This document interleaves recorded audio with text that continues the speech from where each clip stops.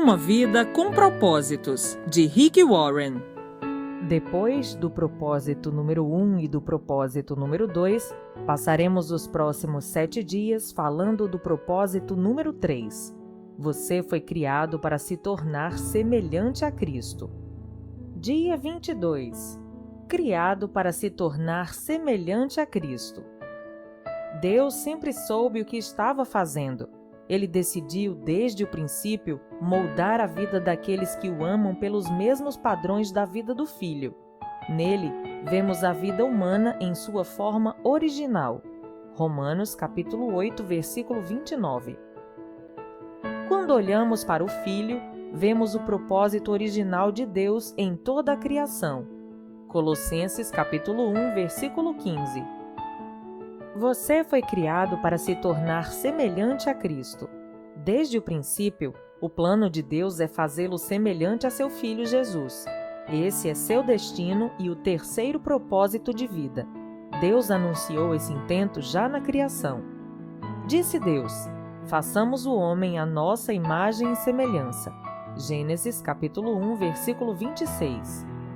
Em toda a criação, somente o ser humano foi feito à imagem de Deus. Esse é um grande privilégio que muito nos honra. Não podemos absorver tudo o que essa frase abrange, mas com certeza é possível analisar alguns aspectos. Assim como Deus, somos seres espirituais. Nosso espírito é imortal e sobreviverá ao nosso corpo terreno.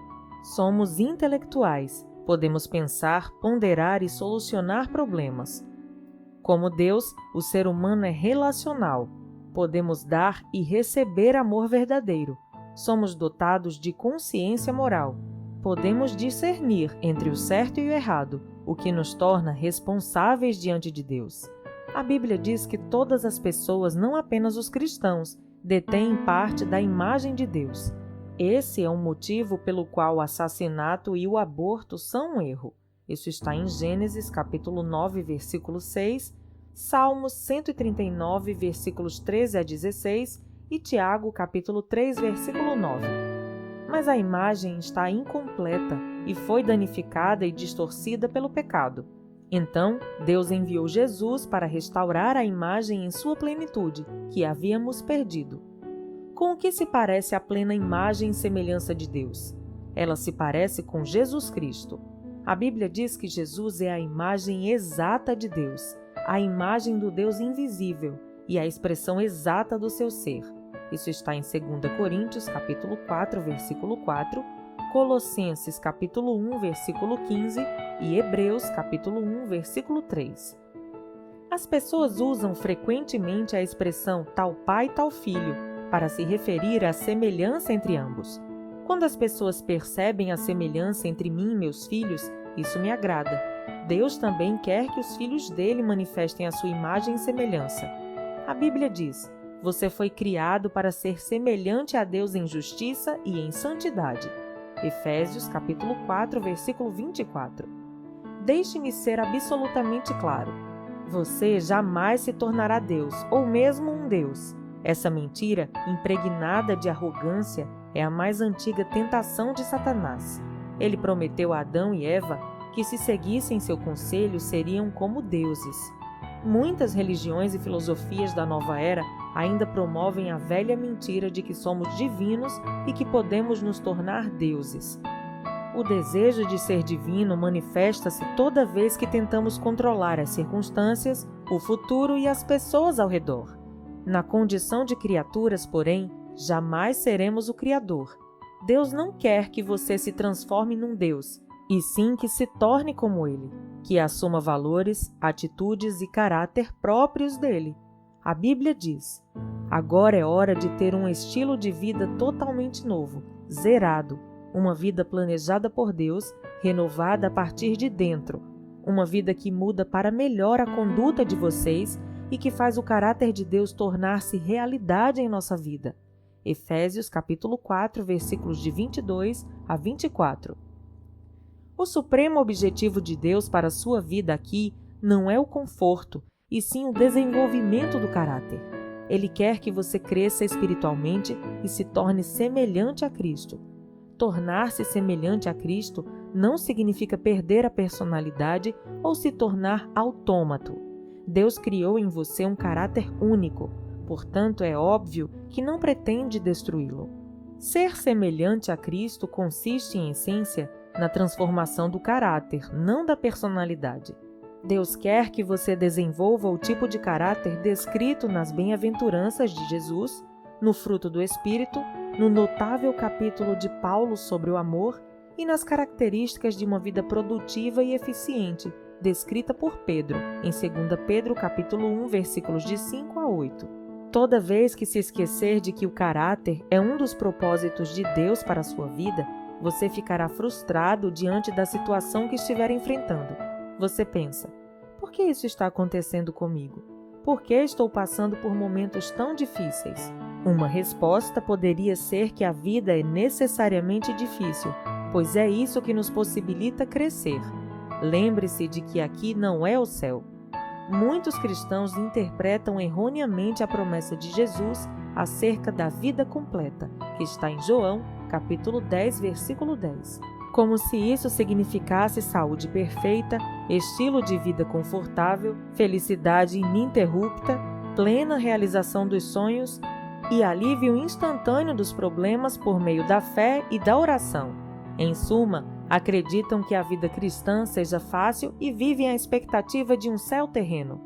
Essa perspectiva egocêntrica considera Deus uma espécie de gênio da lâmpada, que existe tão somente para nos servir em nossa busca egoísta de realização pessoal. Mas Deus não é nosso criado, e caso nos deixemos levar pela ideia de que a vida deve ser fácil, ficaremos grandemente desapontados ou viveremos uma constante recusa em aceitar a realidade. Nunca se esqueça de que a vida não gira em torno de você. Você existe para os propósitos de Deus, não o contrário. Por que Deus lhe proporcionaria um céu aqui, quando Ele já planejou o verdadeiro céu para você na eternidade? Deus concede nosso tempo aqui para construirmos e fortalecermos nosso caráter para viver no céu. A obra do Espírito Santo de Deus em você. É tarefa do Espírito Santo produzir um caráter semelhante ao de Cristo em você. A Bíblia diz: à medida que o Espírito do Senhor trabalha em nós, tornamo-nos mais e mais semelhantes a Ele e refletimos a sua glória ainda mais. 2 Coríntios, capítulo 3, versículo 18. O processo pelo qual nos tornamos mais parecidos com Jesus é chamado santificação, que é o terceiro propósito de vida neste mundo. Você não pode reproduzir o caráter de Jesus por esforço próprio. Decisões de ano novo, força de vontade e as melhores intenções não são suficientes. Somente o Espírito Santo tem poder para realizar as transformações que Deus deseja em nossa vida. A Bíblia diz: Deus está operando em vocês, dando-lhes o desejo de obedecer-lhe e a capacidade de fazer o que lhe agrada. Filipenses capítulo 2, versículo 13. Mencione o poder do Espírito Santo e muitas pessoas imaginarão manifestações miraculosas e emoções intensas. Mas na maioria das vezes, esse poder atua em sua vida de maneira discreta e silenciosa, de modo que você às vezes nem a percebe. Ele frequentemente nos toca como uma brisa suave. É o que a Bíblia diz em 1 Reis, capítulo 19, versículo 12. As características de Cristo não são produzidas por imitação, mas por habitação. Permitimos que Cristo viva por meio de nós, pois este é o segredo. Cristo vive em vocês. Colossenses capítulo 1, versículo 27. E como isso acontece na vida real? Pelas escolhas que fazemos. Escolhemos fazer a coisa certa nas diversas situações de nossa vida, confiando que o Espírito Santo de Deus nos concederá força, amor, fé e sabedoria para agir. Uma vez que o Espírito de Deus vive em nós, essas coisas estão sempre à disposição quando necessárias. Devemos cooperar com a obra do Espírito Santo. Por toda a Bíblia, vemos uma importante verdade ilustrada repetidamente. O Espírito Santo libera poder no momento em que você dá um passo de fé. Josué deparou com um obstáculo intransponível, as águas transbordantes do Rio Jordão, que recuaram somente depois que os líderes pisaram na água corrente, num ato de obediência e fé. Isso está em Josué, capítulo 3, versículos de 13 a 17. A obediência libera o poder de Deus. Deus espera que você haja primeiro. Não espere sentir-se poderoso ou confiante. Siga adiante na sua fraqueza, fazendo a coisa certa a despeito de seus medos e sentimentos. É assim que você coopera com o Espírito Santo. Essa é a forma de seu caráter se desenvolver. A Bíblia compara o crescimento espiritual a uma semente, a uma edificação e a uma criança que se desenvolve. Cada metáfora exige uma participação ativa. Sementes devem ser plantadas e cultivadas, edificações devem ser construídas, elas não aparecem do nada, e crianças devem comer e se exercitar para crescer. Embora o esforço não tenha efeito para a salvação, ele está relacionado com o crescimento espiritual. Pelo menos em 8 ocasiões no Novo Testamento, nos é dito para fazermos todo o esforço para nosso crescimento até nos tornarmos parecidos a Jesus. Você não pode apenas ficar esperando que isso aconteça. Paulo explica em Efésios capítulo 4, versículos de 22 a 24, as 3 coisas que devemos fazer para nos tornar semelhantes a Cristo. Em primeiro lugar, devemos abandonar nossa antiga maneira de agir. Agora é hora de ter um estilo de vida totalmente novo, zerado. Uma vida planejada por Deus, renovada a partir de dentro. Efésios capítulo 4, versículo 22. Em segundo lugar, devemos mudar nosso pensamento. Deixe que o Espírito transforme sua maneira de pensar. Efésios capítulo 4, versículo 23. A Bíblia diz que somos transformados pela renovação de nossa mente. Isso está em Romanos, capítulo 12, versículo 2. A palavra grega para transformado, metamorfoses, usada em Romanos, capítulo 12, versículo 2 e 2 Coríntios, capítulo 3, versículo 18, é hoje aplicada para descrever a fantástica metamorfose sofrida pela lagarta ao se tornar borboleta. É uma bela descrição do que acontece espiritualmente conosco quando permitimos que Deus dirija nossos pensamentos. Somos transformados de dentro para fora, tornando-nos mais belos e sendo liberados para voos mais altos. Em terceiro lugar, precisamos assumir o caráter de Cristo ao desenvolver hábitos novos e dignos de Deus. O caráter é basicamente a soma dos hábitos. É como você habitualmente age. A Bíblia diz que devemos revestir-nos do novo homem, criado para ser semelhante a Deus em justiça e em santidade provenientes da verdade. Efésios capítulo 4, versículo 24. Deus usa sua palavra, as pessoas e as circunstâncias para nos moldar. São 3 fatores indispensáveis ao desenvolvimento do caráter. A palavra de Deus proporciona a verdade de que precisamos para crescer, os filhos de Deus contribuem com o apoio que necessitamos para crescer e as circunstâncias promovem o ambiente para pormos em prática as características de Cristo. Se você estudar e aplicar a palavra de Deus, reunir-se regularmente com outros fiéis e aprender a confiar no Senhor nos momentos difíceis, garanto que se tornará mais parecido com Jesus. Veremos cada um desses fatores de crescimento nos capítulos a seguir. Muitos presumem que estudo bíblico e oração é tudo de que necessitam para crescer espiritualmente, mas algumas questões da vida nunca serão transformadas somente pelo estudo bíblico e pela oração. Deus usa pessoas. Ele prefere agir por meio delas a realizar milagres. Assim passamos a depender uns dos outros para alcançar a comunhão. Ele quer que cresçamos juntos. Em algumas religiões, as pessoas consideradas mais santas e maduras espiritualmente são aquelas que se isolam das outras em monastérios no topo de montanhas, afastadas do pernicioso contato com os outros seres humanos. Trata-se de um erro grosseiro. A maturidade espiritual não é uma busca individual e solitária.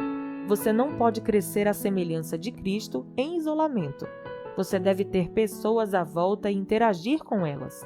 Precisa fazer parte de uma igreja e de uma comunidade. Por quê? Porque a verdadeira maturidade espiritual diz respeito a aprender a amar como Jesus amou, e você não pode ser semelhante a Jesus na prática sem se relacionar com outras pessoas. Lembre-se, Tudo consiste no amor, amar a Deus e amar os outros. Tornar-se semelhante a Cristo é um lento e longo processo de crescimento. A maturidade espiritual não é instantânea nem automática. É um desenvolvimento que se prolonga por toda a vida.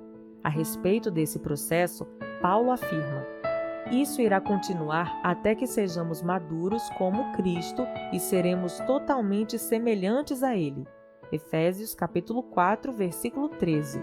Você é uma obra em construção.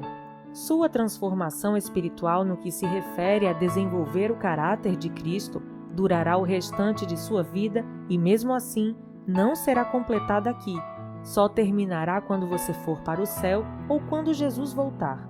Então, qualquer particularidade ainda não desenvolvida do caráter se resolverá. A Bíblia diz que quando finalmente formos capazes de ver Jesus com perfeição, vamos nos tornar perfeitos como Ele. Não podemos sequer imaginar como seremos quando Cristo voltar. No entanto, sabemos que quando Ele chegar, seremos semelhantes a Ele, pois o veremos como realmente é. 1 João, capítulo 3, versículo 2.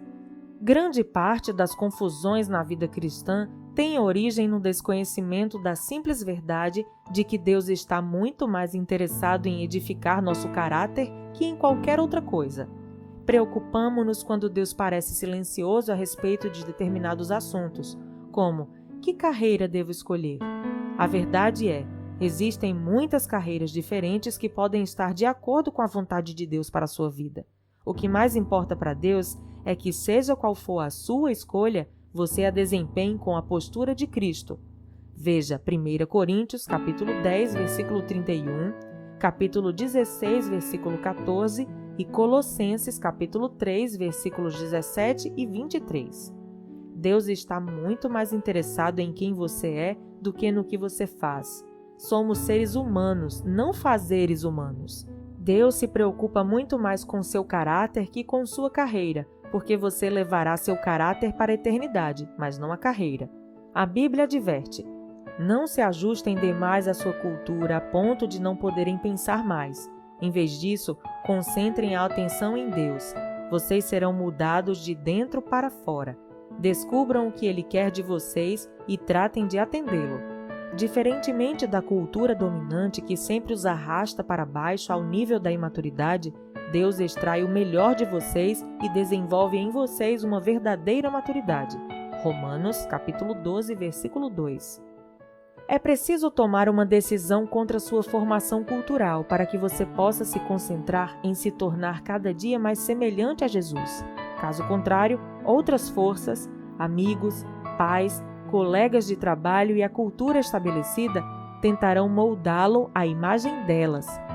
Lamentavelmente, uma rápida análise de diversos livros cristãos de sucesso revela que muitos fiéis abandonaram a finalidade de viver para o cumprimento dos grandes propósitos de Deus para se dedicar a obter estabilidade emocional e realização pessoal. Isso é narcisismo, não discipulado. Cristo não morreu na cruz apenas para que pudéssemos levar uma vida equilibrada e confortável. O propósito de Cristo é muito mais profundo. Ele deseja nos tornar semelhantes a Ele antes de nos levar para o céu. Esse é nosso grande privilégio, nossa responsabilidade direta e nosso destino final. Dia 22. Pensando sobre meu propósito de vida. Tema para reflexão. Fui criado para me tornar semelhante a Cristo. Versículo para memorizar. Conforme o Espírito do Senhor trabalha em nós, tornamo-nos mais e mais como Ele e refletimos ainda mais a sua glória. 2 Coríntios, capítulo 3, versículo 18. Pergunta para meditar.